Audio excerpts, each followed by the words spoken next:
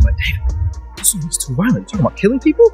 Your music? No, not my son. It all started years ago when rising artist Damon Vale's own mother warned that his music was too dark and unsettling. Behind the fame, Damon often joked with friends, but one chilling conversation would later sound more like a confession than casual talk. What fans once dismissed as just lyrics suddenly took on a haunting new meaning in September 2025. The entertainment world was rocked when Vale, once a chart-topping pop and R&B star, was thrust into the center of a homicide investigation. At its core was the shocking discovery of 15-year-old Selena Rivera, whose decomposed body was found inside the trunk of Vale's abandoned luxury car. On September 8th, workers at a Los Angeles tow yard reported a foul odor coming from a black sedan that had been sitting unclaimed for weeks. Registered directly to Vale, the vehicle concealed a horrifying secret. Inside the trunk, officers discovered human remains wrapped in plastic, so badly decomposed that the cause of death was initially unclear.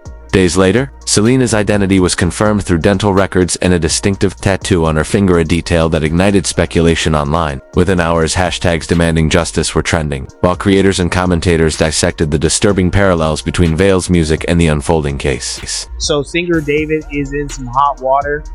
Previously, it was reported a dismembered body was found in the trunk of his car while he was on tour. Today, the dead body was identified as a 15-year-old who's been missing since she was 13. This clip captured the shock and disgust many felt. People were horrified not only by the discovery itself, but also by the fact that Damon Vale continued touring as though nothing had happened, seemingly unfazed even as investigators closed in. What disturbed the public most wasn't just the crime, but Vale's unsettling behavior afterward. While detectives were seizing evidence and processing the scene, fans spotted him casually streaming video games online, laughing and chatting as though nothing was wrong. To many, this painted a portrait of arrogance, detachment, or even guilt. Online, commentary exploded. Social media users compiled long threads of supposed evidence, photos of Selena allegedly spotted at Vale's shows after her disappearance, speculation about unreleased lyrics that seemed to reference her by name, and claims from private chat groups that had discussed her fate long before her body was found. In the midst of the storm, Vale restricted comments on his social media,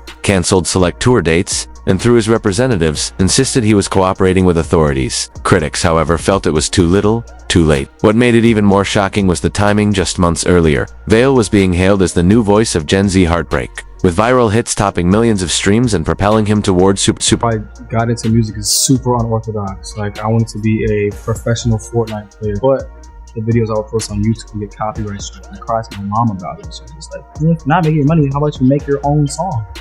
I was like, I could probably do that. One of Burke's first tracks, *U and I*, became a breakout hit, pulling in 100,000 streams in only 3 days. Almost instantly, he transitioned from being seen as just a gamer making background music to a rising artist, with a sound that reached far past the gaming community. I looked up how to make music on iPhone. I use my sister's project at the studio. So I'm like, in here, start, you got like robes and everything, blankets, whatever. And I'm looking up type beats on. Burke's journey from recording in a closet as a gamer to rising as a global artist had fascinated fans. But over time, that fascination shifted into scrutiny. Listeners began dissecting his lyrics, tattoos, and interviews, searching for hints of something darker beneath the polished image. One moment often revisited came from his own family. In an earlier interview, Burke revealed that his mother disapproved of the track *Romantic Homicide*, believing it was too violent. I was like, David, this song is too violent. You're talking about killing people? Your music? No, not my son. What once felt like a lighthearted story about parental concern now seemed chillingly prophetic. So, when whispers of a confession began spreading online, people were quick to believe them. On Discord chats, TikTok leaks, and even in concert footage, fans claimed Burke had dropped cryptic hints about Celeste. One viral video from his August 24, 2025, show in Maryland appeared to show her in the VIP section despite already being listed as missing. In the clip, he seemed to send heart gestures her way. Then, just days before her birthday, he announced a new album with the ominous title *Withered*. The symbolism wasn't lost on anyone. As detectives raided a Hollywood Hills property linked to him seizing computers and possible blood evidence, social media went into overdrive. Every lyric, tattoo, and detail in his timeline was picked apart in sprawling threads that accused him outright of murder. Whether those accusations were grounded in fact or wild speculation hardly mattered. The court of public opinion had already spoken. Lyrics once read as metaphors for heartbreak were now reframed as veiled confessions. The case was no longer about a body discovered in a Tesla. It had become a story about blurred boundaries between music, reality,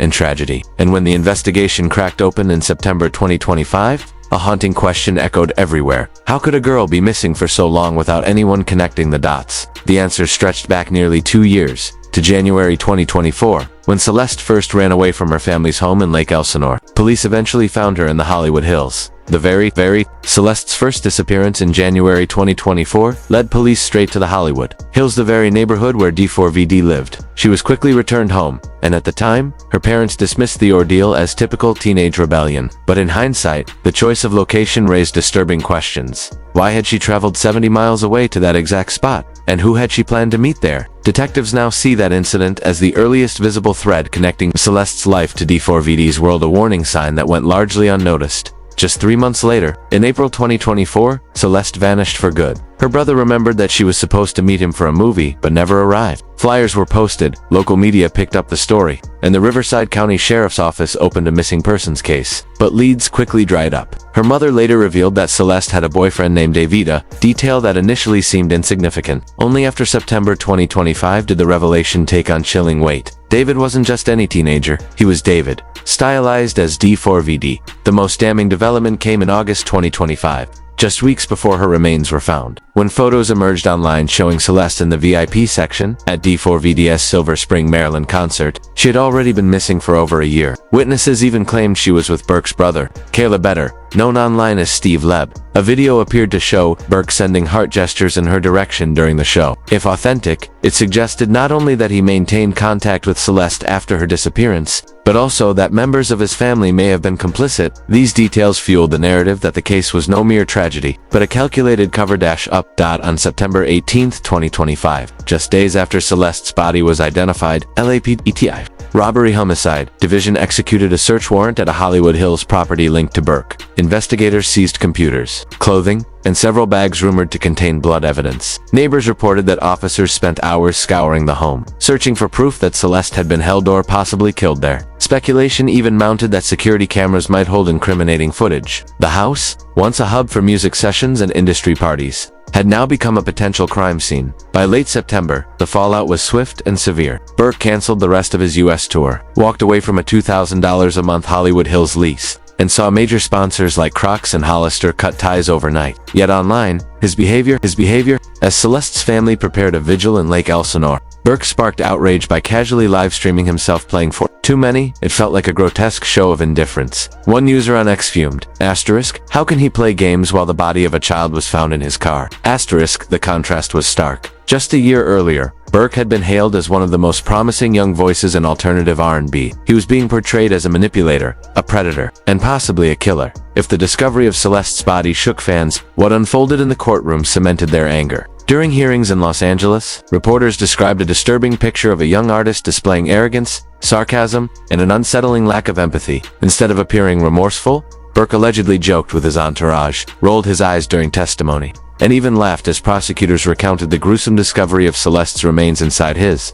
Tesla. The transformation was jarring. Only 2 years earlier, Burke had been celebrated as a prodigy in gaming montages into platinum-selling hits and collaborating with stars like Kali Uchis. He was seen as a Gen Z role model, recording songs from his sister's closet before rising to global fame. But now, every accolade was tainted. Even longtime fans admitted they could no longer listen to his music without thinking of Celeste, her name, her tattoo, and her tragic fate. The story had shifted from one of musical genius to a question of morality. Was Burke's art secretly a confession all along? Or was the public twisting fiction into a sinister narrative? As outrage grew, focus turned to the heart of the mystery, the true nature of Burke's relationship with Celeste. What began as an online friendship seemed to spiral into secrecy, obsession, and ultimately tragedy. Over and over, investigators kept returning to one name: David Anthony Burke. The world knew him as D4VD. But for Celeste, this was no ordinary fan-to-celebrity connection. According to her former teacher,